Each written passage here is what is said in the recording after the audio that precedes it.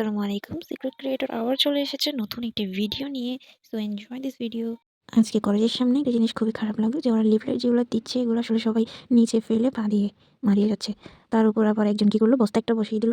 ওনার খুবই লাভ হচ্ছে। সবাই ওই বস্তার মধ্যে আবার ফেলছেও। খুব সুন্দর একটা বিজনেস শুরু করে দিয়েছে মানুষটা। বিজনেস কাকে বলে উনিই ভালো জানেন। তবে আমি বেছে বেছে লিফলেটগুলো নিয়েছি, যেমন এই ধরনের লিফলেটগুলো আমার খুবই ভালো লাগে। কারণ এখানে অনেক পড়া থাকে, এগুলো ফেলে দেওয়ার মতো না। তবে সারপ্লাস কোচিং সেন্টারের বিষয়টা অন্যরকম। পটিয়ার মধ্যে বলতে গেলে এই কোচিং সেন্টারটা খুব ভালো। তিনি তো জানতে এই নাম্বারে যোগাযোগ করতে পারেন। আর চাইলে জানুয়ারির ফ্রি ক্লাসগুলোও করে দেখতে পারেন। আজকে শেয়ার করব কলেজের শেষ দিন উপলক্ষে আমরা কি করেছি সেই বিষয়গুলো। তো হাঁটতে হাঁটতে চলে গেলাম রিয়াজউদ্দিন বাজারে।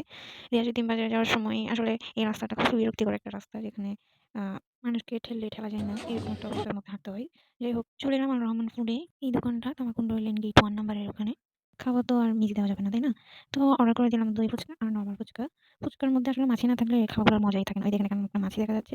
যদি রিভিউ দিই তাহলে দই ফুচকাটা বেস্ট ছিল। বিকজ মাছিটা উড়ে এসে ফার্স্টে দই ফুচকাতেই বসেছিল। আর আমার মিষ্টি বেশি পছন্দ। হ্যাঁ, আমার এটি বেশি ভালো লেগেছে। মনে রাখবেন হচ্ছে ফুচকার কালার কালো না হলে ওটা মজা নেই।